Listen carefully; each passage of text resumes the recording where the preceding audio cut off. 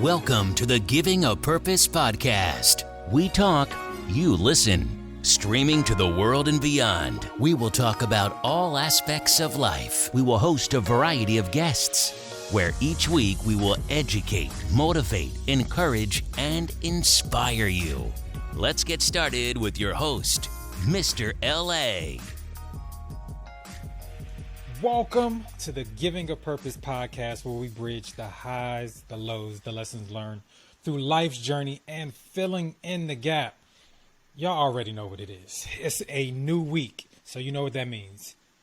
New goals, new ideas. I need you to get that momentum up. We got a week to take us through our new height. Listen, you got to use that momentum that God gave you. Listen, it's inside you. I need you guys to take it, man, and stop playing. Listen, we are almost, can you believe it?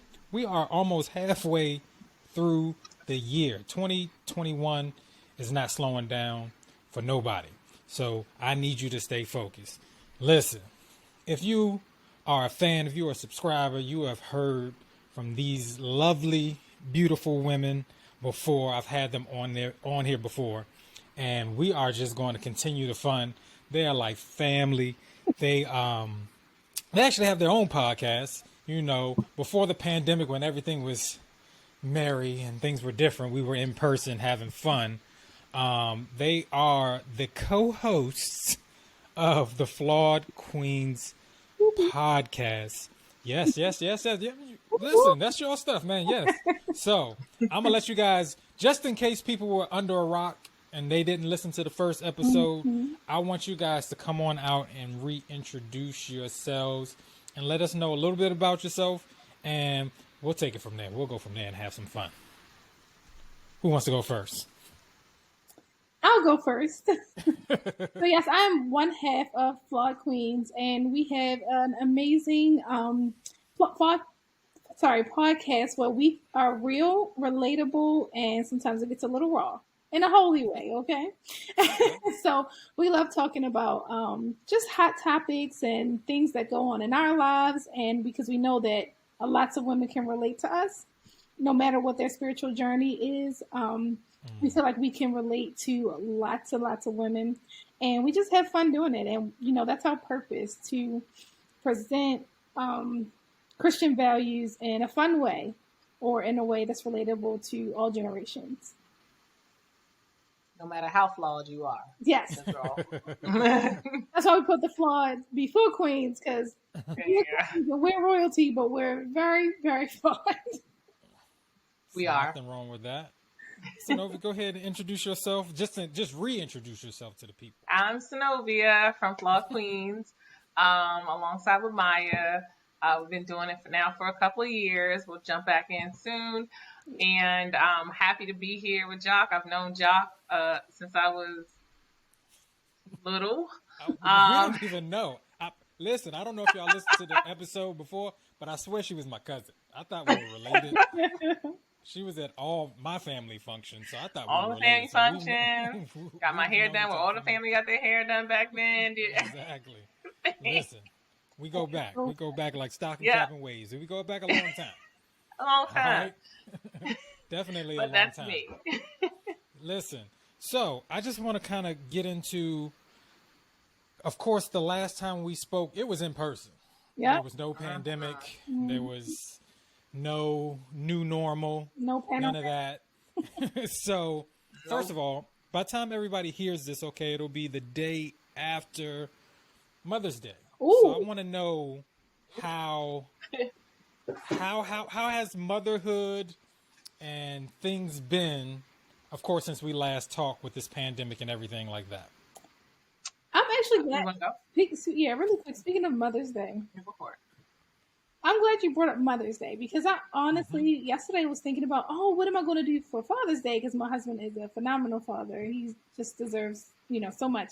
So I'm like, I have to start thinking now, because I really want it to be special. And I said, let me not get above myself. Let me wait until Mother's Day to see what I'm going to do for Father's Day. Keeping it real, but that's what went through my head. And I'm saying, wait, I'm gonna sit on this. know he said He's gonna wait a little longer. He's gonna wait a few days. But God knew what he was doing when he made Mother's Day before Father's Day, right? I think that's Yeah. smart thing. Good one. Of Yep. course. Yes. He be thinking. So what do you guys like? So what's life been like since the pandemic? Well, like as moms and just everything. I just know there's like I said, there's a lot, trials and tribulations and different things been piled on top of each other this whole time. But as moms, how has things been, going through the pandemic? I have loved it at the beginning for a long time. Okay. I loved it. And meaning all the sadness, a lot of sadness was happening around us. But in my house, in the four walls of our home, I absolutely loved it. For the first time in my life, I was spending more time with my children than the teachers and administrators were. I was spending time every day, all day with my husband. I thought it was going to be horrible. I'm like, yo, how are we going to do this? No, it was great. It was really good. My husband, he gets up still to this day, gets up every morning, cooks breakfast for the kids. I'll fill in sometimes. I'd make lunch. We'd swap on dinner. It was just awesome. We were just there. We were able to do things outside together. We were able to take a break during lunch. And we went on walks every single day at one of the, I think it was at Patuxent Trail. We were going walking every single day for lunch as a family. We never did that often. You do it on sometimes on a Sunday afternoon here and there. No, every single day. And and I got to actually see, which was key for me, who my kids were, who they were in school, out of school, who they were with their teachers, who they were with their friends. All of that I could see for myself. And so I loved it. I loved the time it gave. I would trade the circumstances, what brought us here, but I wouldn't trade that time for nothing. Mm-hmm. I loved every single minute of it. We just did so much. I got to see my parents more. I was working out like all the time then for about 8 months of that, but I'll pick it back up soon. It's okay. I was doing so good about it actually, and I still would have been doing that. Was doing that spaced out outside with the group, but then things started getting risky and and real cold outside, and then that kind of slowed me down. But everything, I loved it. Awesome. Oh, and I'll go from there. Go ahead.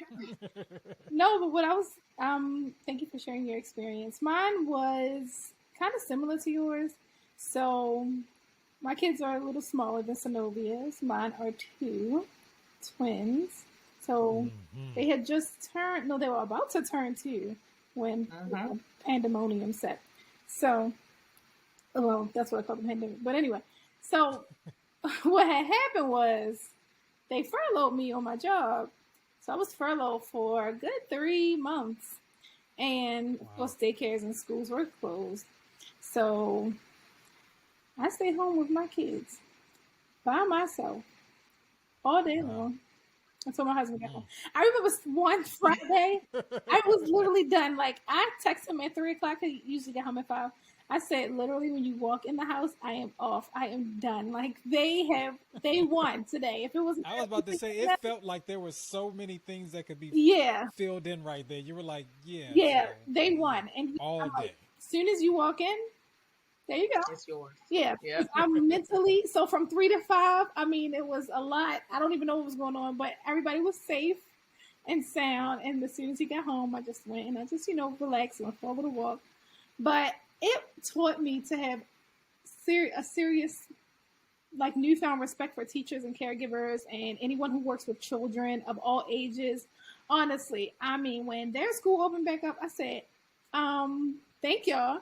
And what can I do for y'all? Like, y'all need more. You know what I mean? Like, however much educators get paid, whatever their salary is, it should be increased because, I mean, my kids are good kids. You know what I mean? It's just that into existence. No, seriously, it just takes so much, to parent, to do what you need to do and also be there 24/7 and without a break. You know what I mean? And it's like teachers and educators do this every day. You know, they literally do this every day in and out. And I just had my own kids for 3 months, and I was willing to pay somebody. Yep. And they don't just have their my kids, they have other people's kids. So I'm like, come on now. So I did develop more of a respect for educators. I always had one because my grandmother was always an educator and a principal. But that really taught me. So while I can, you know, speak to the same sentiments as Zenobia, I was very blessed to be able to be home with them, to get to know them.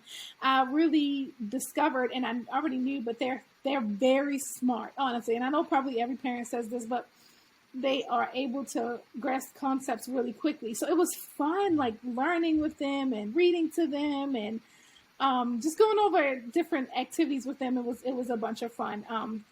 But motherhood has been a little bit harder for me since this all started for me. Okay. Because I have to really do that time management, balance my time, and find time for myself, which honestly, if we're being really honest, I'm still trying to do, and I'm still struggling to just find time for myself. Maya, come on.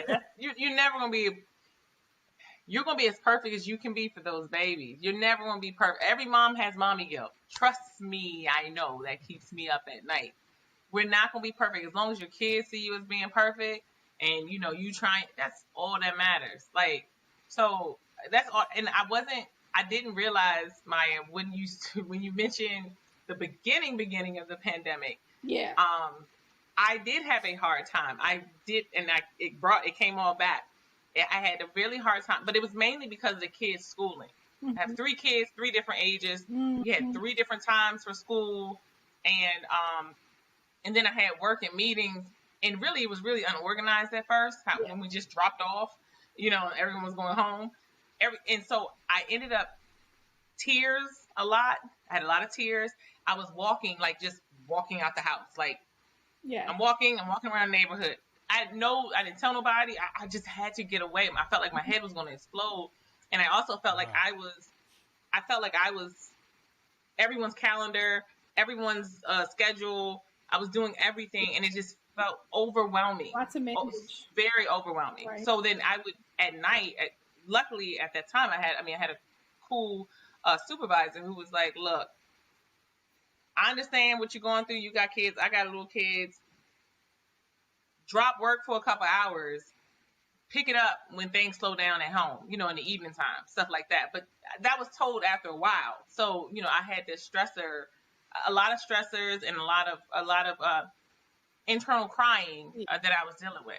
And I do appreciate you, teachers. Yeah. And speaking of teachers, real quick, it's Teachers Appreciation Week. It sure is. You know, wait, let's stop right now. Shout out to the educators and the teachers. Come on, no, seriously. Man, it is I'm glad you put that up. Appreciation Week. Yes, seriously. Yes, it is. We honor you guys. But yes. Olivia, to piggyback off of you, I saw you a few times during, especially the beginning of the pandemic, and I'm like, this girl is Superwoman. How you have 3 different? At least I had little kids, but we just run around all day. But you always had like a show enough 3 different schedules, 3 different grades, and you still had to work. Like, at least I was. Oh, girl, I mean, that's a lot. Listen, one thing that I definitely talked about a lot during, of course, the pandemic and just doing the podcast, that I realized that. It's funny because, you know, we started off the year 2020 and everybody's just like, yeah, you know, this is the year of vision. This is the year of what's things like, yeah. Also part of vision is exposure. Mm-hmm. And so a lot of things were exposed that people probably didn't put a lot of detail in. That is so true. And I'm not saying this. I will preach. Yeah, I guess I am saying it because I am an educator. But it's funny because sometimes I think some parents believe the child that they send to school is a different child than the one that, you know, sometimes we see every day. Us as educators, we get. And it's like, it's crazy because it's like you always saw a different child on parent-teacher night. Yeah. You see this one child, he's just listening, got their hands folded, look very respectful. They not the person that you spend 180 days with. They just... You know, but it's crazy is because I think that's what the parent sees, that kid that's had their hands folded and everything, and that's what they think they're sending to school. But then now parents have had the opportunity, because I've had the opportunity to talk to some parents, and it's crazy because, you know, we're from a different generation. We have these parents, and I see parents now talking about they just won't do the work. I don't know what they're doing all day. They're just sitting in their room. They're not doing the work. You know, of course, it's easy for us to say because we grew up with parents like, listen, my mom would have stopped food, Right. electricity. It's not an option. And you know what I'm saying? It wouldn't have been, you know, an option. Yes. But like I said, it showed that exposure that, listen, they are not who you probably thought they are. And just like, you know, Synovia said, you got a chance to know. I don't think, and this is just my opinion on some things, I don't think parents actually take that time because, you know, to get to know them, to really hang out with them. And one thing, like I said, I'll never come out and say I'm mathematician, man of the world, but my gift is relationship. So I always ask my students questions, and I'm trying to get to know them. So I believe that this is just my educational philosophy, that if I only teach you math, then I'm doing you a disservice. Like, I try to get the parents to understand. It was like, well, you know, I had to tell a parent the other day, kids handing in work late. And they were like, well, can they get some credit? I said, listen, ma'am, I'm not TransUnion, Experian, Right. or Equifax. Exactly. Like, we ain't doing credit here. I said, that's not going to help them. I said, you may see it as they're not good in math. I said, but I see it as a culture, that's a late payment for the mortgage. And then now we can't get the credit that we need. You know what I'm saying? Like, for me, I'm a bigger picture type of person. Like, they have to be into the habits of doing things. Like, I know especially going from high school to college, I know when I was in college, eventually I got tired of staying in the dorm. I said, I want to get me an apartment. Listen, rent is due. You know what I'm saying? Like, getting them in the habits of doing certain things on time is not just about, I couldn't figure it out. You know what I'm saying? And then with no communication, it's just like, all right, I'm just not doing it anyway. You know what I'm saying? And like I said, 2020 dealt with a lot of exposure that parents probably didn't see before. So yes, the pandemic, yes, it's bad, you know, with the disease and people dying and just different things like that. But like I said, it's also an eye opener of certain things. And I'm you know, that's kind of what I got out of it. Go ahead. I'm sorry. No, I was going to say, I'm glad you brought that up with parents kind of learning their kids during this time, with them being forced to learn their kids because they're home, because we were literally on lockdown. But in some instances, I don't think parents don't only not take time to be with or learn their kids or have a relationship with their kids, but some of them really don't have time. And that's unfortunate, because the society that we live in, where we have to work, where maternity leave is 12 weeks that you have to use, and at most companies that you have to use your time for like the other 4, because it's usually 6 to 8 weeks, and you have up to 12 if you use your time. I mean, I think the society that we is so about, our society is so money driven, and the economy is, inflation is crazy, and we have to work, and we have to. So the time that you get with our kids, we have to like make sure they're surviving. We have to make sure they're eating. We have to make sure, that they're doing those basic needs. So when you get into like learning the emotions of your child, learning the mentality of your child, if you're not actively trying to be creative and making time for that, then you won't know them, So I think this pandemic has helped me to take time to get to know not only my kids, but the members in my house, get to know myself, get to know my husband, instead of just go. Because like we learned, the job can be here today and gone tomorrow, but we have each other. That's what's important. And we live in the DMV, and we live like in a metropolitan area. So on a typical day outside of, before the pandemic, I mean, I'm at work at 6 a.m. So Synovia is leaving the house at about 5:15 in the morning, right? To be at work at 6. I'm in traffic to get to work. Then I work my 9 hours. Then I'm in traffic for about an hour and a half to come home. So by the time I get home, now I'm exhausted, and really, I'm not even exhausted so much from work. I'm exhausted from traffic. I'm exhausted from that. Then the kids are stressed out because they're dealing with homework right now. They need help. So, trying to deal with homework and teach them concepts or whatever it is that we're doing. By the time we finish, you really only have time for dinner. Yeah. Or you're doing dinner and then you're doing homework. It's time to go to bed, bath time, and start all over. Right. So you don't even have all that time Yep. to. And until I heard it, I don't know who said it. I know I heard it within the last, 6 or 7 months. And someone said it. I don't know what it was. When you come home, most people, a lot of people, I'm not gonna say most, a lot of people, and I know this because I talk to moms all the time. The first thing you're saying, we complain about what hasn't been done. Why haven't you completed this? Sometimes we don't even say, how was your day? What did you learn today? Hey, did you make any new friends? Oh, what did you have fun doing? We don't, we go straight to what's stressful to the kids and not something that's like loving and nurturing. So I hope that a lot of parents who weren't doing that, me included, I think I did some of it. I know I am the fun parent, but there are certain things that I noticed I needed to be more patient on, way more patient on. And it wasn't helpful for me to raise my voice when I'm trying to teach math, because that's not my thing. But it was, but it made me learn, like Snowy, my oldest, for example, who doesn't like math, which I'm going to have to end up paying Mr. LA for some tutoring this summer. Please come through, sir. But I think I needed patience. I'll just say the way I was doing it wasn't the right way. Me fussing and getting so frustrated and not knowing that, something else could be going on. Why can't, why is he just maybe not sitting, like, able to sit still? Or my daughter, and really getting her to learn certain reading concepts and getting frustrated. Hold on, is she dyslexic? Like, what I'm saying? Like, certain things I never even thought about.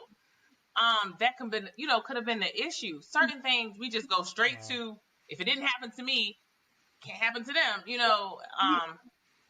Just a new way to be a family, a new way to love on our family, a new way to nurture our kids. I don't want school to be stressful because I don't want him or her, or either of them, 3 of them, to hate school, so that when they're in a high school, they're like, I don't want to be here. I'm like, I'm on to something else. Like, what else is getting my attention that shouldn't be getting my attention? That's what I'm trying to avoid. I'm saying? I want them to love it somehow. So, real quick, at the beginning of the school year, I disenrolled all my children from the county schools. No shade on the county schools, because I love my elementary school. But I was nervous about my kids being online, 2 of my children being online in a rather large class where they can't interact, they can't really engage. And I pulled them out into a homeschool program. We have a ton of homeschool programs in the DMV on the East Coast. Philly, New York as well. I think the Carolinas got it's crazy. And it's crazy how many of us are homeschooling. I had no idea. It's a bunch of us. And it's a real, real close-knit community. You say you homeschool, and it's like, how can I help you? How can I help you? So it wasn't, my kids are taught online twice a week. And then on those days that they're not online, they're doing work, projects, all that kind of stuff. And the teachers have office hours. So my little kids they can call into the teacher on office hours when they have those questions. But what it allowed me to do, my children now, I'll just use one child as an example. My oldest son, if he didn't know a concept in math, or forget math, PE, let's use PE. If he was bored in PE, if you were lecturing him versus doing something physical, this is him, seriously. Not even, like, I'm not even here for this. When are we going to start playing with a ball or something? Whereas now, my son, which I'm very proud of, he's like this in math, asking questions. He never would have asked. If you lost him in his big math, in his big class room, he was just gone. Like, he would just fade out and be sneaking a novel under his desk and reading. I witnessed it because, Snowy be really on that PTA, right? I was really active. But he now raises his hand. He asks questions. He's always engaging with the teacher and the other students. And the classes are smaller, so on average, about 12 to 14 kids in each class. Good. But he's doing things that I never would imagine him to do. So I'm really happy to really help our situation. He was always good grades, but this just made him, I felt like he was learning, like really able to learn. And this is only with his personality. I mean, my other daughter's personality, which is completely different, and helped her as well. But it allowed what you just said, Mr. LA, what you just said, as far as getting to know your students in these small classrooms, these teachers know more than just my son's name. They know so much about his personality. They know so much when they talk to me. I would think that maybe, they know the teachers knew me for years, but I just met them, and they know my children. They know the personalities. They know every little interesting details about them. It's interesting. I love it. I mean, it crazy enough. I know I joke, my colleagues, we joke around and I say it to people and they laugh. I'm just like, yeah, nowadays as a teacher, I really need 4 checks. Like sometimes you have to be their psychologist, you know what I'm saying? You have to be that other parent that they may not have, as well as trying to teach them things that we probably had growing up and teach them the content in the class. You know what I'm saying? It's a lot. Like sometimes with my students, I always try to make it a point like, all right, we're not going to do anything math related today. We're just going to talk like, what's on your mind? Like, what? I love that. Because I realize that we talk at them so much, and we don't ask them questions. Like, you know what I'm saying? Like, yeah. And the thing about it is crazy. We do that, then we send them to college and then get mad at the decisions they make because, we've told them what to think. We haven't given them options and see how they think. Like they should be messing up at home so we can kind of look at those decisions like, oh, okay, this is what you're thinking. All right, well, I'm going to show you another way. You know what I'm saying? Let me guide you another way of what you should do with the certain choices that you're making. So it's just, definitely eye-opening and definitely, a great thing. Like I said, 2020 was exposure time. Yeah. And just and thinking outside of the box. I know it's probably not going to happen at my school, but like I realized, I was like, you know what I learned from this? We don't even need to be here 5 days a week, but that's just me. You know what I'm saying? Like some of the kids do need a break, but also I hope parents understand, like it is a thing. Your child is a little lazy. We got to keep it 100. Like you may not believe it, but some kids are lazy. Like I have kids that did opt in to come in, and they're sitting in my face doing the same thing they were doing at home. You know what I'm saying? It's like you still have to understand, yes, they are a kid. You know what I'm saying? Like I tell people all the time, I'm like, when they were in school, you know where they wanted to go? They wanted to go home.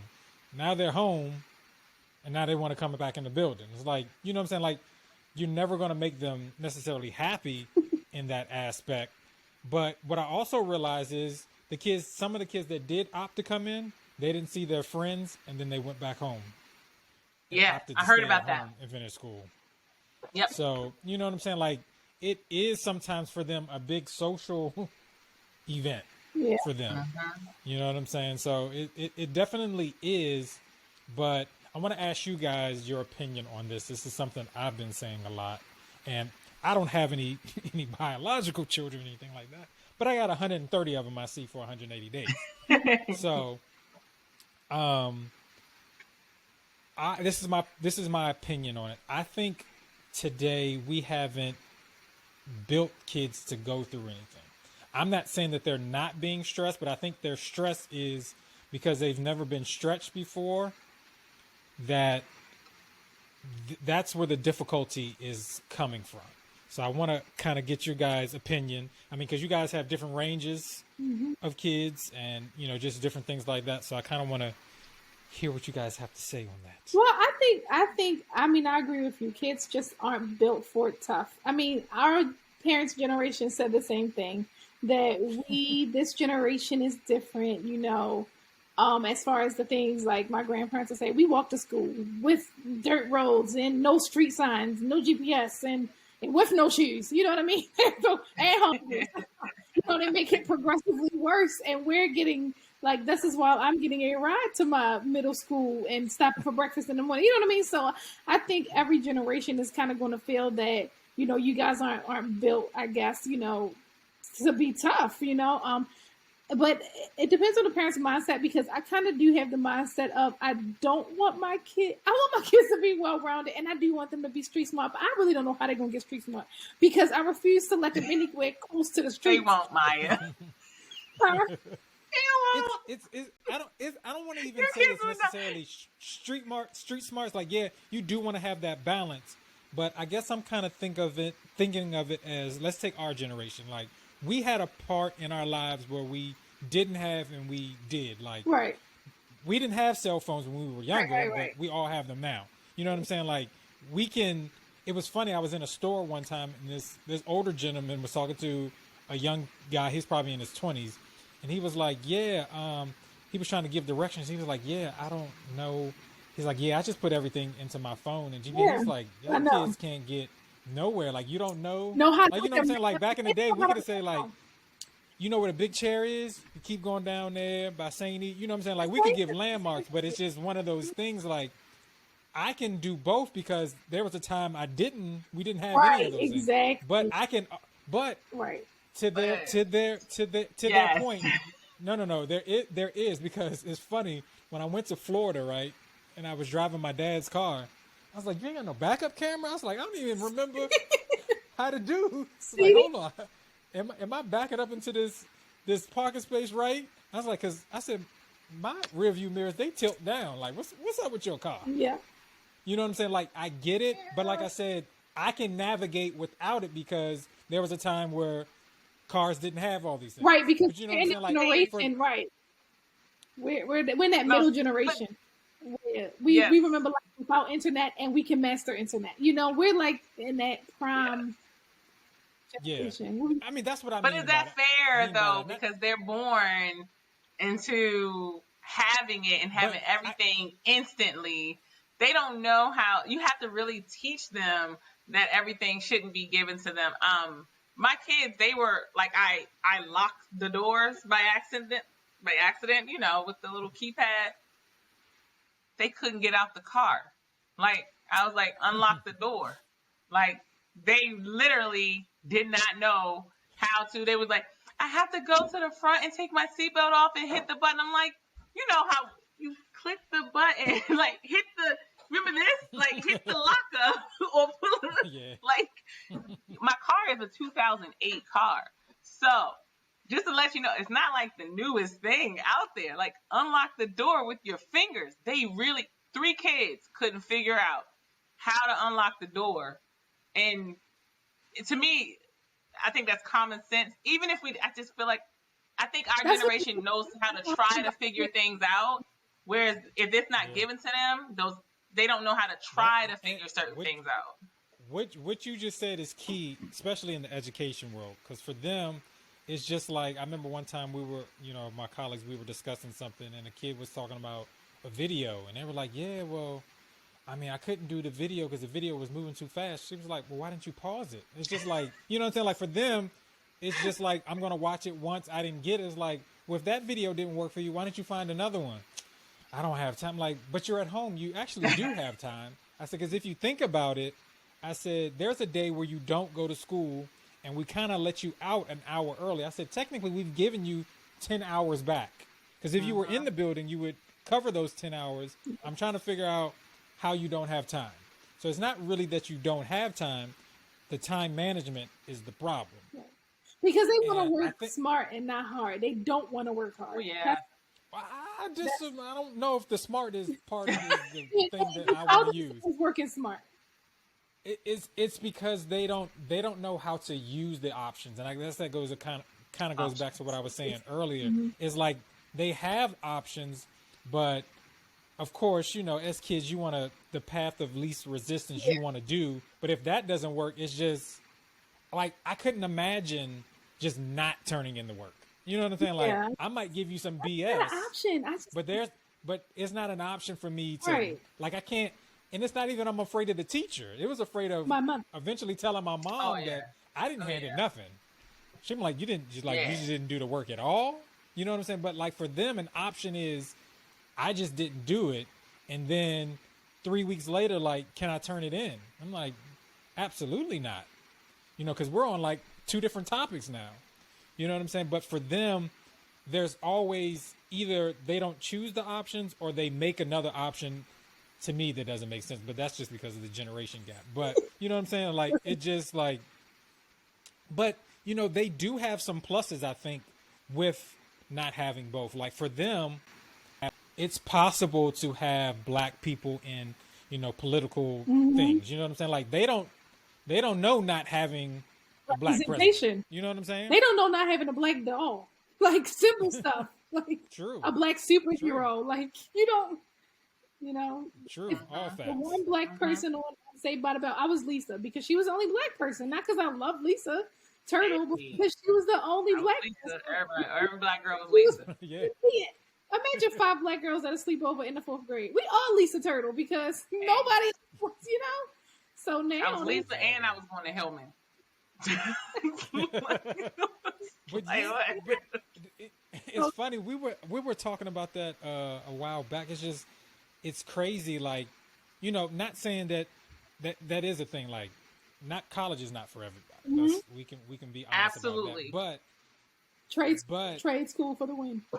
But to your point about the different world, when I was younger, like it was never not an idea that I couldn't go to college. Like it was just that was the next thing. Yes. Like, after high school, watching that, it was just like, Yep. oh, so you go to college. Yeah. You find you a major. There's some fun things that happen. Yeah. You know what I'm saying? Like, but for them, it's just like I talk to because I deal with juniors and seniors. I teach them, and it's always like I said, it's always that third option. Like you give them option A and B, and they be like, well, C over here, I might try because I'm not sure. You know what I'm saying? Like for them, it's just sometimes it's a far reach, and that's why. And like I said, this is my philosophy. I try to focus on skills. What I try to tell my students, I said, it's not that math is necessarily difficult. It's just what I want you to get out of my class is, can you take information and can you apply it? Just like you do in the stuff that you like. Listen, there's no book on TikToks, but you figure it out Yep. by repetition. And they're You so just good at figure, it too. you know what I'm saying? Like, you guys just don't want to do the certain things that you don't like. I was like, you know, I tell them all the time, I said, I can probably have a whole room full of grown-ups here and ask them, how many of y'all like paying your mortgage?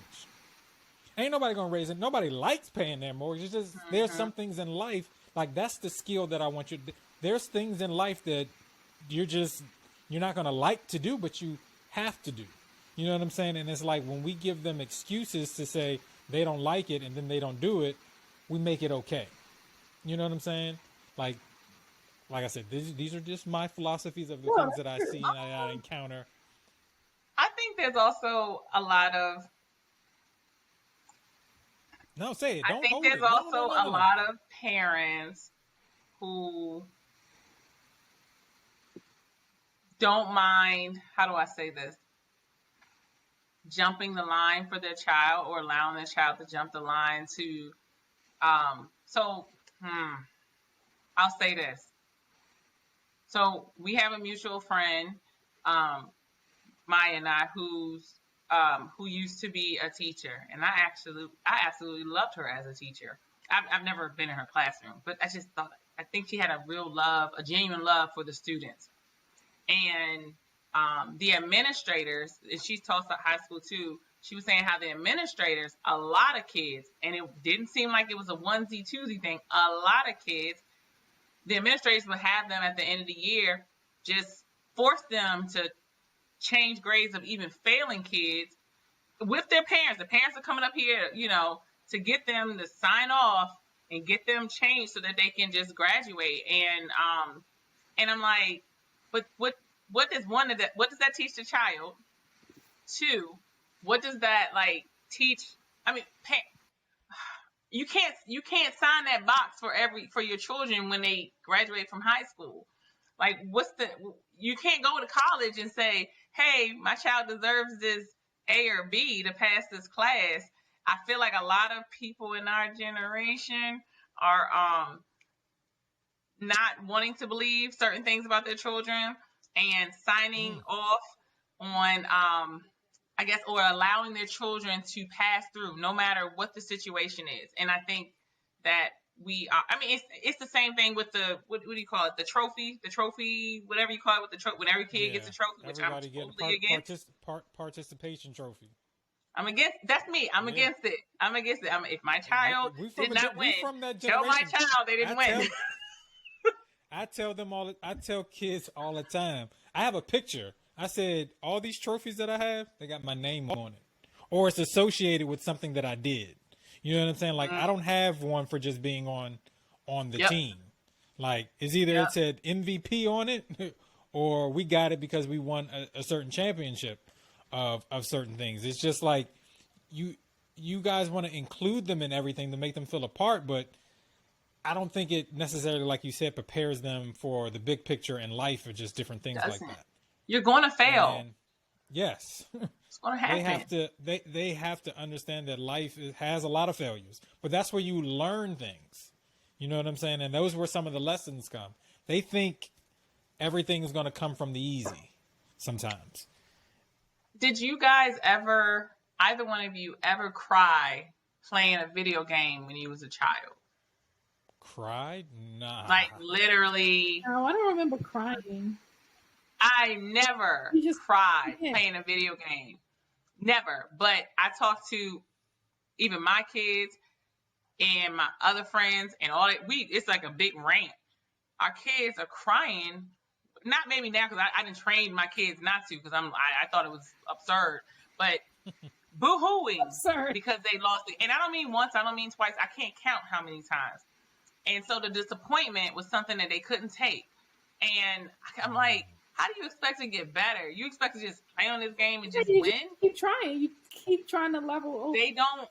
When I tell you a lot of my friends, I'm not talking about the girls. I'm talking about the boys too. So the girls I'm talking about, they lose and they are so disappointed that they don't really know how to deal with that loss. And it's like, come on, Like that's going back to what I was talking about earlier about them going through things. You know what I'm saying? Like for them, like at first I used to say, and I'm gonna be honest, I used to say, like, they're not stressed. It's like, there's no, I don't understand what you're stressed about. I said, when I was in high school, I didn't even know what the word stress meant. Like, I had fun. Like I had to, I'm gonna say trick my mind, but I had motivating things that made me go to school. Like I wanted to play the sports that I was playing.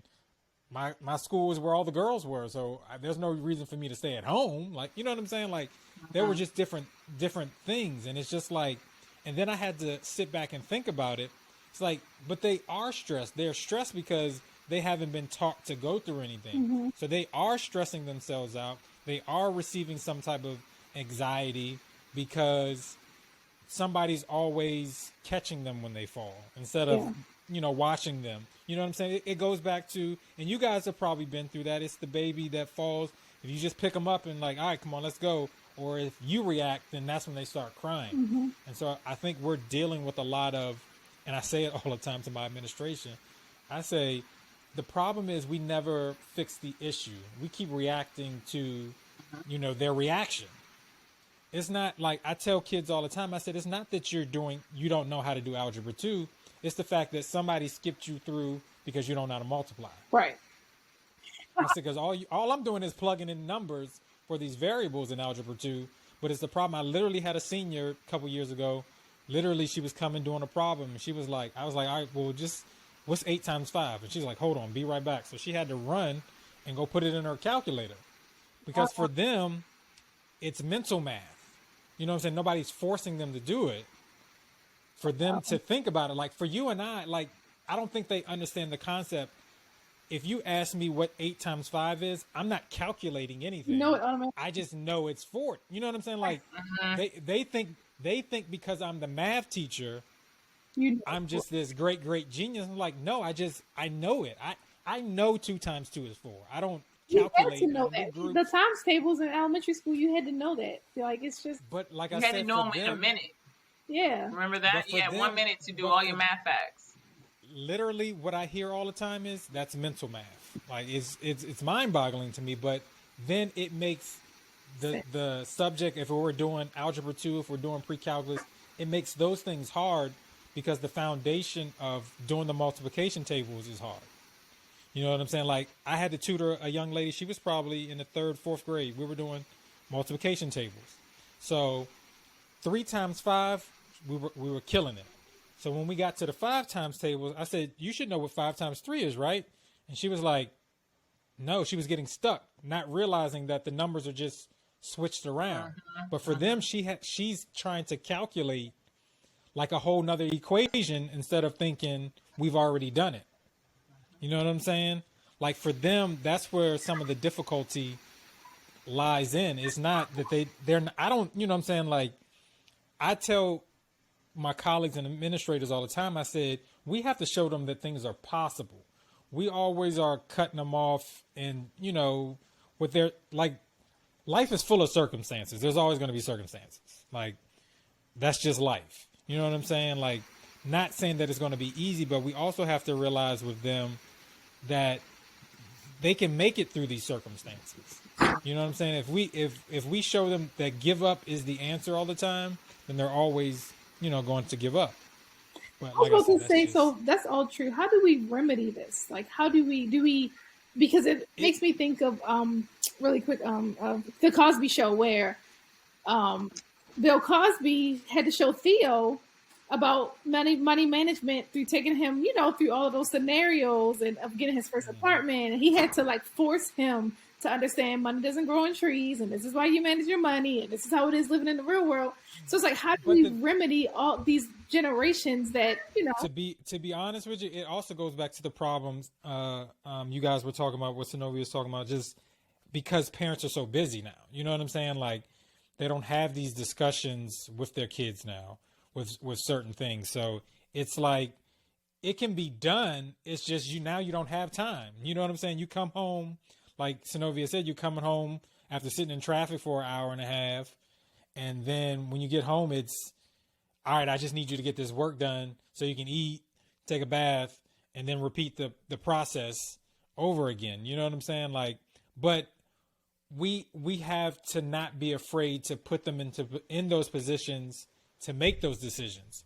It's, we're trying to protect them so much that we protect them from getting better. You know what I'm saying? So I think it's kind of like one of those things. It is. Our kids, I'm sure my kids and a lot of other kids. So we know a lot of kids have tablets or phones or computers or whatever electronic device that they have, or even a TV in the car, right? So riding in the car now, I'm making my business to tell my kids. And it's one thing if I'm going on a 6-hour, 8-hour drive, but I'm not doing that often. But if I'm just riding even an hour away or something, I tell my kids, turn all your electronic devices off. Now, I didn't always do this, and this is something I'm just starting to do only in the last 2 months. We use these devices as a babysitting tool. It keeps our kids from fighting. It keeps them peaceful. It keeps them distracted, and it keeps them from bothering you. So now in the car, I've noticed my kids, if I ask them, hey, you guys remember seeing that over there out the window, or that over there, and they rode by it 15 million times, and they have no clue what I'm talking about because their heads are like this in the car, you know, for even a 10-minute ride. So I've allowed them to not use that, the electronic devices in the car, because I feel like my kids need to know how to get from point A to point B. If for an emergency, or if someone has to pick them up from school and I can't make it, so they can tell somebody how to get home, so that the person doesn't have to plug in their the address in their phone if the phone service, you know, doesn't work, especially where I am about to go, which could really, really, really happen. Trust me, because this thing goes on 0.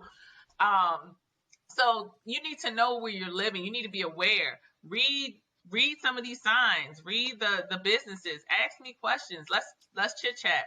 My kids, they are wanting to talk about money a lot. So they, I've kind of, along with my mom, drilled into them about investment.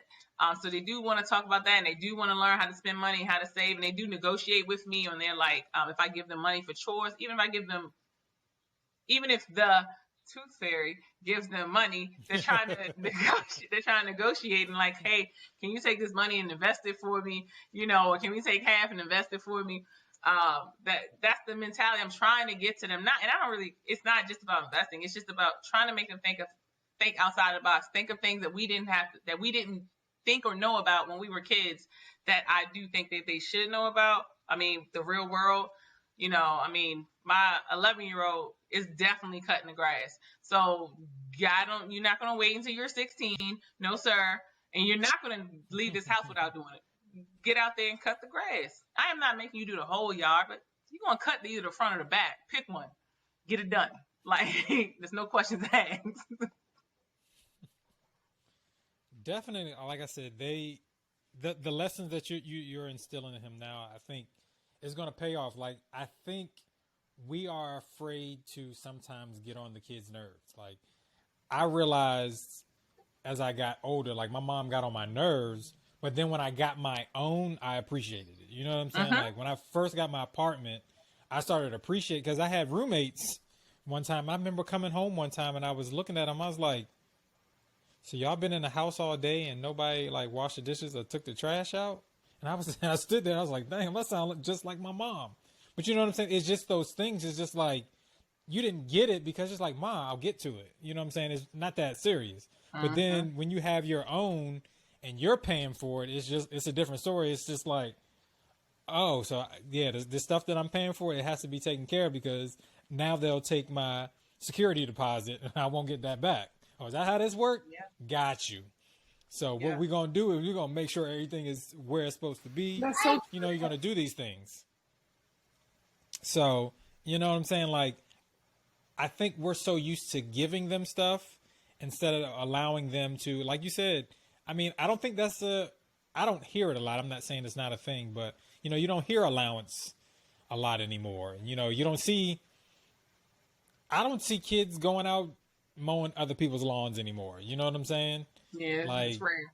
Everybody's paying a landscaping company now. Yeah. to cut their grass, and you know what I'm saying? Like, you're not. When we got people to clean our homes, we do all of that. We got winter every year. We don't see kids out there talking about I'll shovel your driveway for such and such. It's just like you going out buying salt, and you may get to it when you get to it, type of thing. And so for them, there's no, and that's the biggest thing I try to teach in my classroom, like accountability. Like, listen, once I assign it to you, stop saying I didn't do your work. No, it's your work. Once I gave it to you, that's your work. I know how to do the math. It's not my work. It's yours. You have to take accountability for doing those things. So I have a question for you guys too. We'll finish. I do have a question now. No, go finish. Let's do it. Okay. No, I'm good. Go ahead. Since we all grew up in the same generation, and we pretty much, for the most part, grew up in the same way, same values, family values. What 3 things did you not have growing up? Not items. It can be items, or it can be an experience or whatever. Something that you did not experience, maybe when you were younger, that you will make sure your twins or your future kids, if you have, or if you had no kids, you know what I'm saying? With you got me. I'm not trying to be disrespectful. Good. What are 3 things you would definitely allow them, make them experience or introduce to them or get them based on your childhood? Like, what are 3 things that you think you missed out on that you would give to them? And there's a reason I'm asking this, but go ahead. Here's the reason I'm asking. Maybe I should ask you, it may help you. The reason I'm asking you is because I feel like every generation, you're trying to give your kids things that you have not had or experienced. And I think our parents' generation did it. Their parents' generation did it with them, with whatever they had. And I think it continues on. And I don't know, do we get to a point where we just kind of give them too much? You know, like, but what are 3 things you think you missed out on, didn't experience, didn't have, that you would definitely, if you had 2 10-year-olds today, you would allow them to experience or have?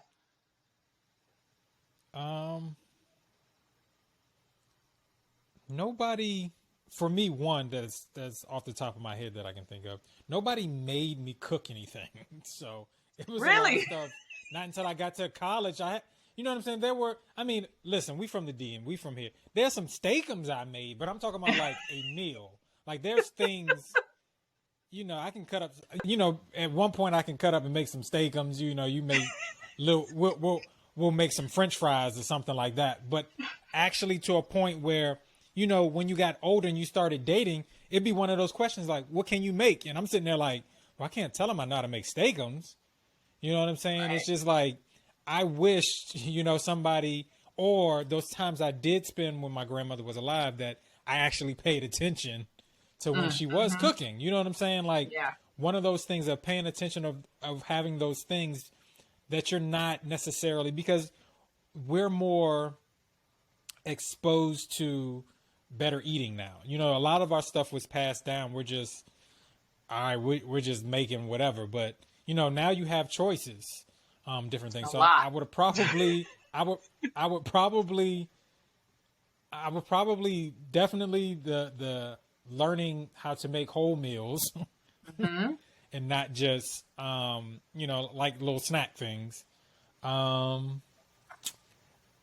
want them that I missed out on that we didn't have also in high school. Like I guess it's still tied into the cooking, but like that home ec type of stuff, like learning how to fix things and just, where did that you know go? What I'm saying? Like, you know what I'm saying? Like one of those type of things that you could almost learn a trade in school. Yes. I think, you know, we definitely got kind of away from, you know, different things like that.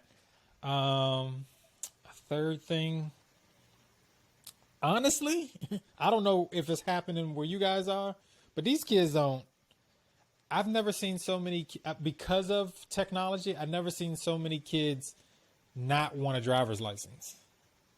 Yes. Because I have kids that are out here, they Uber everywhere.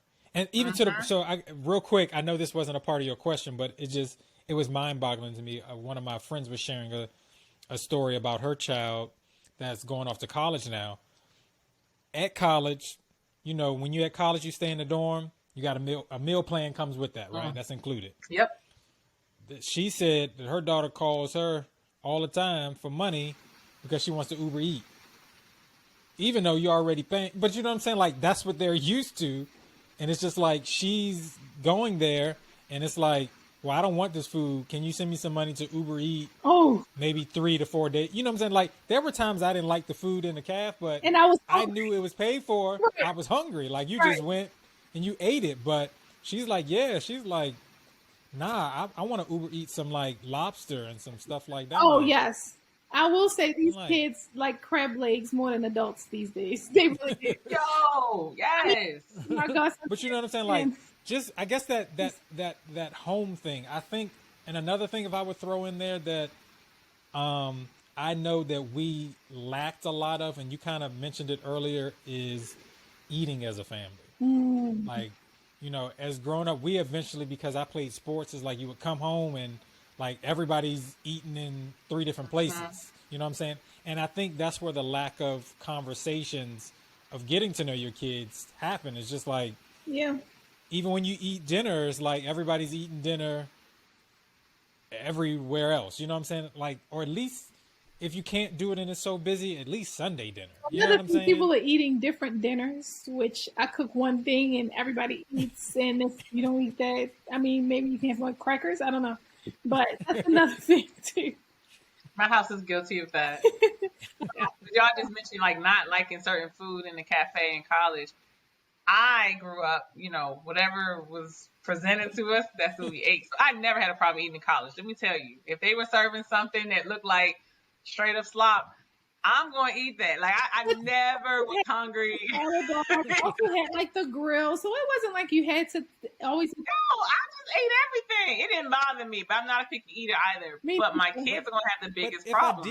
My thing is, if I did ask for money, it was to go to the grocery store to get groceries. I mean, of course. That's it, but I'm pretty sure if we had Uber Eats, I would have probably tried to Uber Eat something. I'm not going to put it all on them, but you know what I'm saying? But I wouldn't supplement Uber Eats for my whole meal plan. Right. But you don't know what you would do, though, for real. Like, let's be real. Let's be real. At home, how often do you buy food? But this is the thing I'm saying, because my mom wouldn't go for it. If I did it, I would have had to have a job to pay for it. Right. It wouldn't have happened for me. Yes, that's what I'm saying. Like, I couldn't call my mom every week and be like, can you send me money? She'd be like, well, I'm paying like $3,000 or however much it was for the meal plan. Because I was already telling my mom, I was like, I don't even eat the breakfast. Like, that's one thing that I used when I bought groceries. It was too early. Like, the meal plan, I didn't eat the breakfast. Yeah, me neither. Unless it was on the weekend. Well, I didn't miss a meal. I was you an did early take person. breakfast Monday through Friday? Yo, at like 6:30 a.m. I'm eating in the cafeteria by myself. Like, when it was. Me. I was waking up at, like, I had an 8:30 class. Yeah. I was waking up at 8. Yeah. I wash my face, brush my teeth, put something on. Yeah, and then I may have a bowl of cereal, and I'm going to class. No, seriously. I go in my pajamas and then go back home into the dorm after I ate. I would have done my no. So how I set it up, especially like the first couple years, I was done at noon. All my classes were early. When I had to pick them, I was done 12:30, 1 o'clock. Wasn't no evening, nothing, until I got into my major. Them first couple years, my day was over at noon. Yeah. I need an 8 o'clock class, and then we're gonna follow that up by the 9:15 class. And then that's the 10:30. No, what we're not gonna do is spend the whole day in class. So breakfast. You was losing your money on breakfast, except on the weekends. Mm-hmm. Except on the weekend. On the weekends, I would go. I would go, yeah, because they had a really good waffle. But to call my mom every week to supplement? No. Nah, it wouldn't even been something I would have asked. I wasn't brave enough. Yeah, you're right. I wasn't even brave enough to ask my mom. No. No. But you know what I'm saying? How hard our parents work, and it's like, this is already provided for you, and you don't want to, even if you may want something, it's like, I'm not going to ask my mom. But it, it goes back to, I guess what I was kind of saying is like, I don't think they know how to cook too, as well. It's just like, that's just the other option. It's just like, I don't like this food, so I'm going to Uber Eat. There's so many options. I mean, yeah, they have there's a ton of options. They do. How are your kids? So let's be real. Maya, how often do y'all either order food, carry out, whatever, or go out to eat? Give me on a month. We go out. We've actually been doing better since the top of the year because we've adopted like this mainly not 100% plant-based diet we've been doing since February. But anyway, we still eat out at least. So let's go before that then. Before that. Oh, before that? So before 2021? We're probably eating out probably like 5 or 6 times a month. At least once a week. Okay. And then how many times will you ordering out? Including lunch. Oh, that's innumerable. So think about that though. Our parents didn't order food every day for lunch. Not a lot. My kids don't understand that when I say, hey guys, fast food was something that like we got once in every, not even once a month. It was like, it was a treat. It was a serious treat. It was a big deal. They don't understand that at all. They're like, why didn't you? Why didn't you go to can I get here the and there? orange? Yeah, do you got I just want the McDonald's Happy money? Meal so I can get the toy. What'd you say? Do you got McDonald's money? Exactly. No, for That's real. exactly what my mom. Do you got McDonald's money? But on top of that, things are so expensive. It's so funny. One time the kids think I'm so old. I said, in high school, number one was $3.16 with tax. And that was a lot. I said, now it was like the $9.99. The sandwich is just $4. Yes, the sandwiches be $4.49. Yo, you hear that total now at Chick-fil-A and they be like, 45. I be like, that just got $45 in. That's easy. But no, I remember my aunt actually treated us, because I can remember the times we were treated to like a fast food, honestly. But she treated us to McDonald's, me and our two cousins. And me and my sister, our two cousins. And I'll never forget, she got us 4 waters. We were like, are these Sprites? Like getting excited because we rarely get food too, you know? And she's like, if you wanted to be Sprite, and it was water. But this is Listen, how things were. I'm telling you. I got one even better. You know how many, till I was 13, because I wasn't a big guy, till I was 13, I was 10 eating, when I would go to Pennsylvania, I was 10 for about 3 extra years, so I could eat free at the Ponderosa in Pennsylvania. Yes. Listen, we was eating, listen, that was a treat. Like, oh, can we go to Ponderosa? You ain't even got to pay for me. Mm-hmm. You know what I'm saying? All you can eat, I'm going to be 10. Yeah. I wasn't tall, so I'm just sitting there like, are you 10? Yeah. Mm-hmm. Yeah. I was 10 last year too, and we're gonna be 10 until you figure it out. Right. You know what I'm saying? Yeah. Like, they had those were definitely treats. So many treats. The pizza we ate was those reading Pizza Hut papers you bring from school. That's the pizza, man. It was free pizza. That's what we ate. That was you gotta earn that. You felt accomplished when you got the little Pizza Hut pan pizza. What you want on your pizza? Olives. Seriously, I mean, all the options. It's crazy. But back to your question, my 3 things. And sorry, I'm parenting, so unfortunately, that's all right. around. I get it. That's a part of being a flawed queen and all that stuff. Exactly. So one of my things would definitely be family vacations. We didn't have many of those, so now I find myself planning for years out family vacations because it's really important to me. And unfortunately, we weren't able to do that when I was growing up. So that's major for me. The second thing is I gotta think about this one. I had it, but I forgot. What is the second thing that's really important to me? I guess eating together as a family is a really good one too. Like you said, LA, that was a really good one because we didn't do that as much, more so at my grandparents, but not really at home, you know. And that's also because my mom did have 2 jobs, and you know, we just didn't do that much, but we try to do it now. It's really important to us just to connect. The next thing would be to get into like extracurricular activities, like doing sports or playing an instrument, because that's another thing that I really had a desire to do, like join dance or cheerleading. But oftentimes we didn't really have the money for the fees, or we didn't really have the money for the uniforms, or we didn't really have the money for the equipment. So I couldn't do a lot of those things. Sorry. So I want to get my children more involved because I know it's important. I'm sorry, y'all. Okay. It's all good. Definitely, you know, I mean, yeah, you're good. But definitely, like, you just jog, because that was one thing I always wanted to do. Like, mom want to play the drums. It was never, it's like, nah, I can't afford it, and type of things. You know what I'm saying? Just, you know what I'm saying? Like, music was like a thing that I really enjoyed a lot. And it was just never one of those things that, you know what I'm saying? Like, especially if you know your child, figuring out, you know, their passions and investing in that and kind of like supporting it. You know what I'm saying? Even to the point, like, you know, my mom was just, I don't know, I do know. What I'm learning a lot as I get older, like, my mom did a lot of stuff out of her fears, or she just didn't know. Because I even went to an audition to act. And my mom was like, you want to do this? And I was like, yeah. I ain't never went back. And, you know what I'm saying? It was just like one of those things, like, she just, because she didn't know, it was just like, all right, well, we're just not going to do it. You know what I'm saying? Type of thing. So definitely, man, putting myself in a position where I can support some of the things that, you know, that they want to do. Definitely. And I'm glad you brought that up because you said out of your fears that your mom had. I realized that our parents, you know, did what they knew.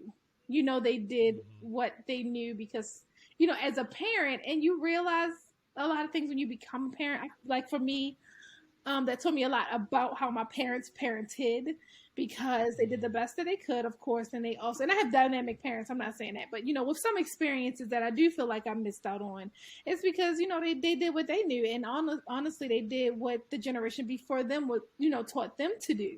So it's kind of like a ripple effect, and I feel like the generation we are in now is the generation that's kind of going against the grain, changing the norm, breaking generational curses. We really are.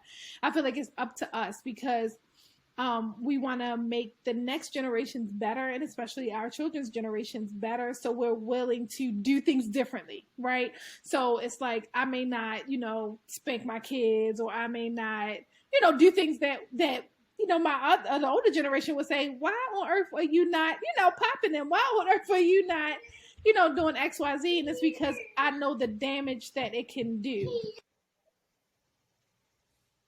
And I want to create a better future for them, and that's just one, the popping is just one aspect, but it's a bunch of different things about parenting that I feel like we're breaking generational curses and doing things differently and it's a lot of pressure on us, and it's not easy. It's easy to just follow the blueprint, it's easy to just walk in the same footsteps that were before you, but it's when you recognize that you could have been you could have had, I guess, less, and for lack of better words, trauma, right, as an adult, if certain things were changed in your childhood, and then you want that freedom for your kids, so you're willing to sacrifice and sometimes suffer for the greater good, to build a better childhood for your kids, who will be better adults, more well-rounded adults, more respectful adults, more confident and mentally sound adults. So I agree with that. We do. I mean, I'm not gonna lie. Sometimes when I'm, have certain students, I'm like, oh, I can tell you don't get no whoopings. Yeah, no, I know. Yeah, no, I get it. Trust me. It's just one of them, like, I can tell you don't get no whoopings. Yeah. But you know what I'm saying. But it's hard to find, that line of discipline now. You know what I'm saying? Because, back in our day, if you told your mom we're gonna call the number, she'd be like, "Well, here the phone, call them." You know what I'm saying? They're not gonna do nothing. You know what I'm saying? But it's like it's certain instances you don't want to do, the corporal punishment or the different things like that. But you also want them to learn, because, if they get out here, as you see in the news, what they doing to us black folks. Right. They are disciplining us, right? And that's a touchy subject with the spanking and the discipline. I know that's a touchy subject. I just brought that up because that's one thing. No. Definitely good. Yeah, like I'm praying about, okay, God, the most effective ways for my kids, because I know every child needs something different. But you're right. I don't necessarily want to resort to violence, but I'm not going to have them like, other race kids. They just yell at them and scream at them and talk to them any kind of way. I'm not doing it. So it's like, what happy medium can we come to have the best? And you'll have that. Every child doesn't need to be so I've learned being a parent, every child doesn't need to be disciplined the same. Every child responds to discipline differently. I don't either. We don't spank. And primarily because we didn't need to, not because the kids didn't act out and stuff. We just had other ways to discipline them. And some of that can be, like I have one child, my daughter, if you really did hit her, it's really borderline abuse, because you literally can maybe not even raise your voice, but look at her the wrong way, and she is boo-hooing and she regrets and she's apologizing and all of that for her. I mean, the oldest one, as soon as he finds out he did something disrespectful, he turns around and can clean it up, doesn't talk disrespectfully. And this, there's certain things, like somebody's calling me bruh because there's this game and they calling each other bruh. I'm like, I'm your mother. You're not going to call me bruh. Call me bruh again. We're going to talk about some things. I am definitely your mother. But there's just certain things. But it's interesting because I even talk to my parents. I talk to quite a few people now in our parents' generation. But even my parents, I said, hey, what do you think about spankings and this, that, and the other now? because I noticed obviously they handle the grandkids a lot differently than they handled us. like Definitely. I always, I'm like, I don't know those parents. Those are not the parents I had.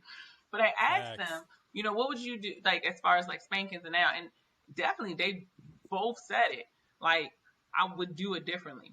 I don't think I had to really. I think a lot of spankings, or whoopings that we used to call it. I think a lot of it's impatient. And they definitely did not explain nothing to us. I definitely try to explain things to my kids. That was not even nobody. We didn't question anything. What? Explain what? I'm talking to a 2-year-old. Like, mommy was upset. I used my angry emotion, and I apologize. I shouldn't do that. But you're not going to talk. Why am I? I'm explaining this for you. I was 21. I'm like, hey, mom, why? She's like, girl. If I would have questioned it, I probably would have got like, oh my bad. But I think that kept us quiet. I think that kept some things.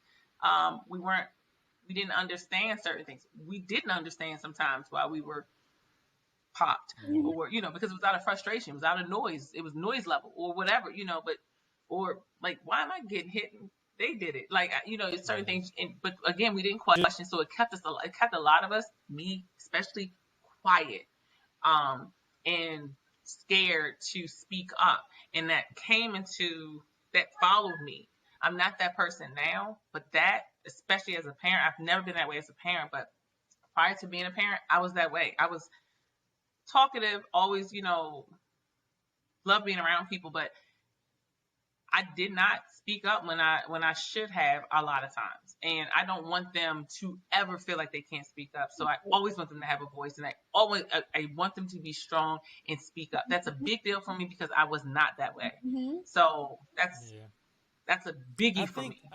I think it comes down to, like I said, I don't want people to, I want y'all to look at me and I always use my family as an example. I don't want you to think my mom was terrible, because my mom has a great heart. No. She's tripping No sometimes. one thinks that. We're talking, but we're not. But my point, I guess what I'm trying to make is, like, I realize as I get older, my mom, some whoopings came because she didn't know the answer. Right. Of course. You know what I'm saying? Like, Yeah, and absolutely. what she saw is, okay. but you know what I'm saying? But it's like, what should have been, all right, let's figure it out, is because you didn't know, you got frustrated because I'm asking, you know what I'm saying? Like, you're like 3 and 4 is like, well, I don't know why not to do it. You're just like, we're used to it because that's a generation. Like, because I said so is really not an answer. But you know what I'm saying? It's just because you really don't know the answer. Right. Like, if you knew, you would have just gave me an answer. Mm-hmm. You know what I'm saying? Like, I just want to know why. Like, I'm honestly seeking for information. Right. You know what I'm saying? And it's not necessarily talking back. It's just, okay, so I know next time how to make a better decision. You know what I'm saying? Right. Like, and it's just like, and my mom, as she gets older now, she says, well, like, yeah, I was just experimenting. I really did. I'm like, I get that, but it's just, I always told myself when I did have kids, like, I mean, I don't know if it's going to happen. If I do have kids, I'm going to whoop them. I'm not saying I am. But my thing will always be, I never wanted to do anything out of anger because you made me upset. Like, the discipline for me comes because you did something I asked you not to do. Or you at least know better or something, of the values or the morals that I've given you. You know what I'm saying? Or something like that. Like, I think abuse in any type of form comes if I'm doing it out of anger. Yes. You know what I'm saying? So I think it also comes to, there's a line, no necessarily. I think you can be friendly with your child, but not necessarily, I guess, their friend, or they at least have to know that line. Yes. You know what I'm saying? But there also has to be, it is a relationship. There has to be a line of communication. And I think sometimes it wasn't no communication. It was because I said so. Yeah. Type of thing. Because you know what I'm saying? Yeah, because children should deserve to be treated like people too, because a lot of things weren't explained to us or addressed, or things were overlooked because we were kids and we were like seen and not heard, and we were just kids and this is what it was, but you didn't know. It's no explanation. So you're right, Zenobia, when you get older and you want to stand out, you want to speak up, but you're so uncomfortable because it's not the norm. You're not used to it, so you go through this whole lifetime of being, having that unhappy characteristic about yourself because you can't break out of that. You know what I mean? So it's like you want to You were told not to question. You were told not to speak to grown people. Right. Certain, Right. But if you want to engage with me, I should be able to engage with you, right? Mm-hmm. Right? I mean, I do think there is a tone, but yeah, I think you should be able to ask me a question. Yes. Yeah. But you know what I'm saying? Like Like, a way for that to happen. yeah. For that transit, for that to take place, to be able to. So did y'all have those kind of relationships? Did you have those relationships? Could you talk to your parents about any and everything? I didn't feel like that as a child. No. With my stepfather, yes. My mom, no. My stepfather, we still have you're that. also a guy. We still also have that relationship now. Like, I'll go if I have to say something that I want to say I feel uncomfortable. We can have, because it's become, especially as I've become an adult now, it's that respect of being adults. It's just like we talking like, oh, okay, he'll say his piece, and it's just like it is what it is. No, but as a child, did you feel that? No. See, I didn't feel that. Now I can, but not as a child. No. Well, it wasn't like, and I'm not saying this in a bad way. I want people to understand. It's not because he's not I was 10 when they got married or whatever. You know what I'm saying? Okay. So for me, he was just the opposite of my mom. Like, my mom was like on a 10 and he was like at a 2. So you're always going to choose the 2. Like, okay. But like, you got that understanding. It's like, we can have this conversation. Like, even my mom till this day, you can come with her with good news and everything is just like, what was like, she's so worried. I just wanted to say, you know what I'm saying? It's just like, I don't even want to talk to you about it no more. It's just like I don't even know what just happened. Yes. And but you're like, never mind. But to be honest, there is still friction that way. My mom gets mad because I remember she was talking about, I was saying I was going to go look for some houses. I was about to go look for some houses. She's like, you going to take me with you? I'm like, no. Who wouldn't take their mother? I said, because once you get involved, it becomes your thing. Yeah. And then you do this thing where now that you helped out, I owe you. I'm like, but you didn't pay for it. Like, you know what I'm saying? Like, for people that know me at one point, when I was married, when it got to the wedding part, like, my mom gave me the thing was probably, it was like $3,000. My mom probably helped with like $300 of the photographer. And she's like, where's my pictures? Well, time out. It's not your wedding. I mean, where's your pictures? It's not your pictures. Like, I did all this stuff for you. Listen, do you want the $300 back? What we're not going to do is, you know what I'm saying? Like, you don't own the stuff now. Like, but you know what I'm saying? But like I said, me and my mom, I promise you, we have those things. But for me and my mom, because of course me and her have a longer relationship or whatever the case may be, it was definitely difficult when I did get married because we weren't even married 24 hours. And so we didn't go on our honeymoon immediately. We went probably a week later. So they came over our house. We weren't even married 24 hours. My mom came in there and was telling, my ex at the, well, she's my ex now, but we're telling my wife at the time, was saying all kind of stuff in the house. And, I just had this moment that came in me that you always wanted to say to your parents. And I did it. And I just looked at my mom. I was like, yo, this is my house. It's like, you can't come in here and talk to her like that. I said, I don't know if you understood it. I said, but somebody gave her away to me. I said, that's me. So you're not going to come in here and talk to her in our house. I was like, it may be new for you, but yes, you are number 2 now. And I know it's difficult for you, but what you can't do is you can't come here, but I didn't yell. I'm just had to explain to her, like, because I have to make a stance. Yeah. You know what I'm saying? Like, I have to make a stance. I can't let you do that to my new wife. You know what I'm saying? Like, we have to figure out something, but you have to understand just because you're here, like, you can't run it everywhere you go. Like, I want you to come to, like, if you come to my house, Like, I want you to enjoy, like, Right. Just relax. enjoy, like let's be a family. Let's do what we got to do. Not, I'm back to being under your roof and we about to do it the way you want to do it. Like, that's, I said, but that goes to what I was saying with me talking to my stepfather. It's a respect of being adults. Like, to mom, yes, I get it. I'm her baby. Got it. I said, but you have to understand there's a difference between me being your child and being your son.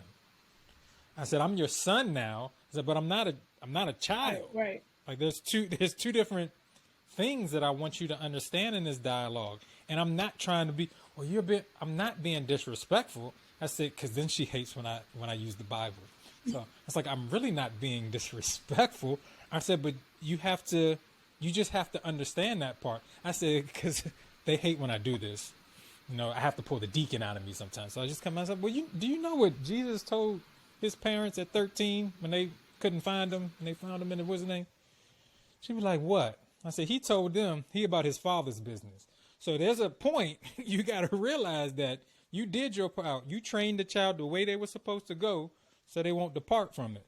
Like, I have to, you know what I'm saying? There has to be some adult life for me to do. Like, you can say your piece, but at the end of the day, you can't pull a commandment out and say, I'm not honoring you. I did my honoring. I never got suspended. I've never been arrested. I've done all of what you told me to do. Right. But when I was a child, I spake as a child. When I became a man, I put away but you can't put me in both. You know what I'm saying? You can't put me in both categories. I love you. Right. But my mom but you know what I'm saying? My mom hates, like, that's our friction. Because, like, I get it. Yes, I understand. To me, in some way, I'm always going to be your baby. But as we were talking offline, listen, I'm almost 40. Okay. You're always going to be 25 years older than I am. It's like for her she's getting older and I'm stuck at some age, and you know what I'm saying, in her mind. But I get it. But like I said, to the point we were talking about earlier, it's easier to go to my stepbrother because we'll have a man conversation, even though I am his son. You know what I'm saying? Mm-hmm. Like, but we can have that respectful conversation, and he'll say his piece, and he'll be like, all right, you do whatever. You grown. Mm-hmm. You do whatever you want to. But even parents, like our parents. So my parents. So my mom, we have a 17-year-old little sister. So she also, that's a big age gap. So, but she's a different parent. She's a different mom to my little sister. She's a different mom to my little sister and a different mom to my kids. I mean, a different grandmother to my kids. So I feel like even she noticed some things that she changed some things about her parenting from me and my twin sister that maybe didn't work, or she could have strengthened, and she used it for my little sister. So coming into that question that you asked Novi about, when we were younger, can we talk to our, parents or our mom about anything? And absolutely not. I absolutely could not. The things that my sister, and she's almost 17 now, talks to my mom about, I mean, they have a very open, her and my dad, very open relationship conversations. And I'm just mystified. I'm like, you told mommy? Like, I just can't even, it's just, I can't, it's unfathomable. Is that a real word? But I can't fathom it because that just was never me. Like, I just could not, but I see how much freedom, like, my little sister has, and how much, like, how it's just so, I guess, less stress. You know what I mean? Being a teenager and going through different emotions and going through different relationships and changes. I mean, relationship with friends and different everything that you're dealing with, and to be able to have someone to talk about that with. What? That's amazing. I just suppressed it and stuffed it in my bag and wore it with me every day and was mad about it. Like, I didn't have anybody to talk to about it. Or if I did, I didn't feel comfortable with talking about it. So it's like, I appreciate and love that relationship, and how my sister has that freedom that I did not have. I'm glad that she got it, and I'm glad that my mother got, like, okay, maybe I should, be more like this or whatever. So yeah, I feel like I could. I feel like I can now. I could talk more about more things now, but I always appreciated people that can talk candidly and openly with their parents. Always did. No, you've been doing a lot of shaking your head. I just want to hear your reaction to all this good stuff that's been going on. You've just been like you holding your tongue. Don't just let it out. That may be tough right now, but I will. I will. Maybe that'd be part 3. Part 3. Part 3. Man. But I'll just say that I understood I understand 100% where both of you guys are coming from. And it sounds like we all experience similar things. And maybe Maya and I didn't have the same experience with our fathers because we are girls. We were girls. And I know my brother, I'm sure he could talk to my dad about any more things, probably not any and everything, but more, because my dad was way more conservative back in the day. Now he's not conservative. Like he's somewhat conservative, but not really. Like the whole mindset has changed for both of my parents. But for me and my sister, and like you said, your sister hanging out and having more freedom, I didn't have that freedom. We were sheltered. I had fun. I went out, I partied, but it was really restricted. Like not like some of my friends. And my company, I rarely had. Actually, I don't think I had any. I didn't think I had any sleepovers other than a few cousins. Because my dad had to be at work at 3:30 in the morning. So there was no, I knew I didn't even want sleepovers. I wanted them, but I didn't want them because I didn't want us to have to be quiet at, 10 o'clock. At my friend's house, we can stay up until whenever everyone falls asleep. We can run around the basement and be as loud as we want, but not, it wasn't the case here. So, yeah, that's it. That's all. But that definitely will be on part 3 because, nah, you ain't setting me up. Gotcha. Wait, what? I hope I didn't set me up. No. That's not it. I got you. You got me. I'm clear. Yes, I'm clear on what's going on. But temporary definitely, situations. But definitely, the different perspectives definitely help. Like I said, you guys are moms now, so you kind of are sharing experiences from two different things of, being that child and then, having your own kids. And like I said, when we started off, I know the pandemic exposed a lot of things, and I know you guys have probably grown as moms during this part. You've had to stretch yourselves, I know, just hearing you, Synovia, talk. Yeah, I know you, I don't know. I don't want to assume that. I want to say that, but I don't think that homeschooling was probably on your mind before the pandemic. You know what I'm saying? Or that being an option or the best option as you see your child, like, growing so much in that, Yeah. in that thing, yeah. you know what I'm saying? In that environment, you know what I'm saying? Like I said, Thriving.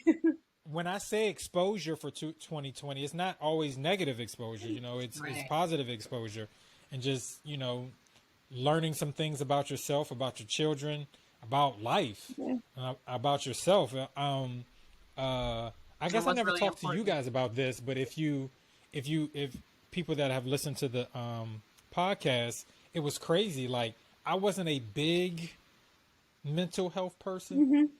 You know what I'm saying? Like, you hear people depressed, and I just, Yeah, it still like it's a thing. It's a thing, but it's just like, because you never experienced it, it's just like, I don't understand necessarily fully how you're depressed, but it was crazy. Yeah. So I think it was like the first week in the pandemic. And I was just like, it was like 2 days, and I was just like sad. And I'm like, I don't have to go to work. I'm chilling in the house. I don't understand why this sadness is coming about. It's like, I couldn't explain it. And I was just like, I got to figure out. So like, I can't, I'm looking at everybody else. I was like, I can't sit here and binge watch shows. Like, I can't do that. I was like, I have to find a routine. Like, I woke up at the same time like I was going to work. I was making myself breakfast. You know what I'm saying?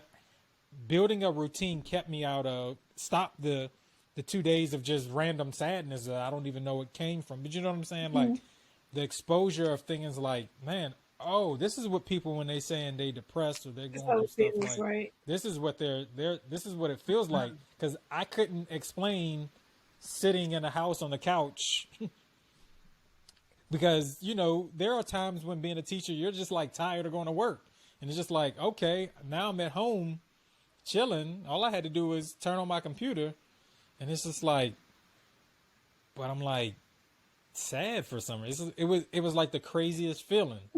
But you know what I'm saying? Like for me, it was like, I can't, like this can't be every day. Like we don't know what's going on. You can't go outside. I'm like, all right, so we're going to routine this thing and figure out a way. Did you guys experience anything crazy like that through, you know, the pandemic and the change in life and stuff like that? I did not, but I have talked to a lot of friends who, it seemed like my friends who had who was in the house with families or family members, no matter, I'm not just talking about husband, wife, and kids. I'm just, you know, family. If they live in the house with family, a lot of them was okay. Yeah. But the ones, my friends and family who live by themselves had a very hard time. And I felt so bad for them. Like I was just, you know, hey, can I send you something? I couldn't go, couldn't see them. Can I send you something to bring you up? Can I do, you know, anything to bring you up? And I realized, I think I would be in that same place if I was by myself. I had my family and my husband to hug and touch and to kiss on. Mm-hmm. You know, I had that interaction.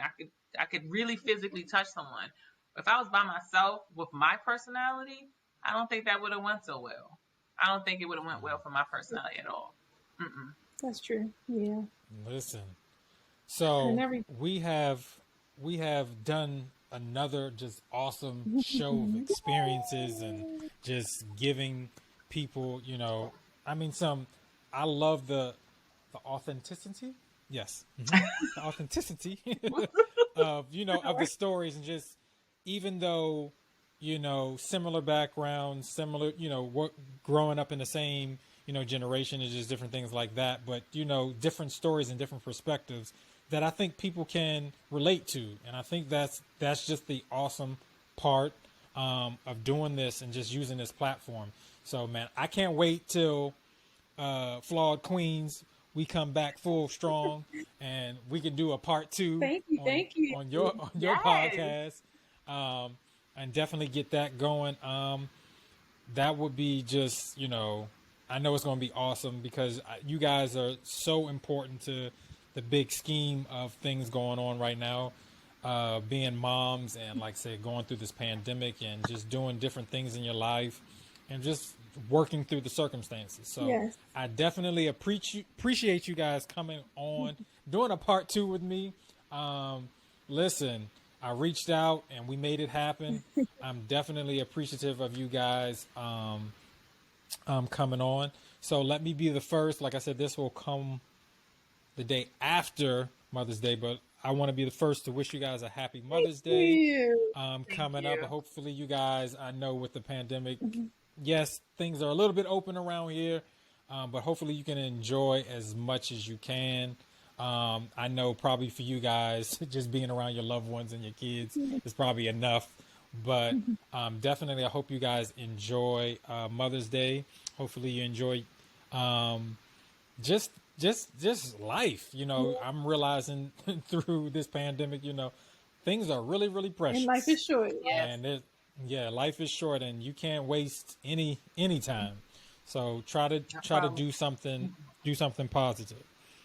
All right, so we're gonna get out of here. So you guys already know, myself and Dr. Marsh, we do our Mental Health Monday on IG at 6 p.m. Eastern Standard Time. Don't forget to check that out. Also, you know, as you have seen now, for about 2 months now, we're on YouTube, man. Make sure you go and subscribe to our YouTube channel. All right, the Giving a Purpose Podcast YouTube channel. It drops the same time as the podcast. So, you know, the podcast comes out on all your major platforms that you can listen to.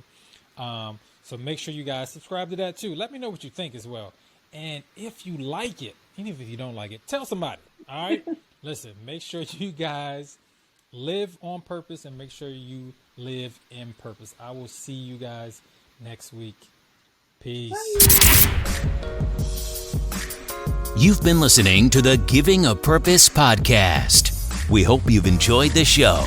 Be sure to subscribe on iTunes, Spotify, or Google Play to get new, fresh weekly episodes. For more, follow us on Instagram, Facebook, and Twitter.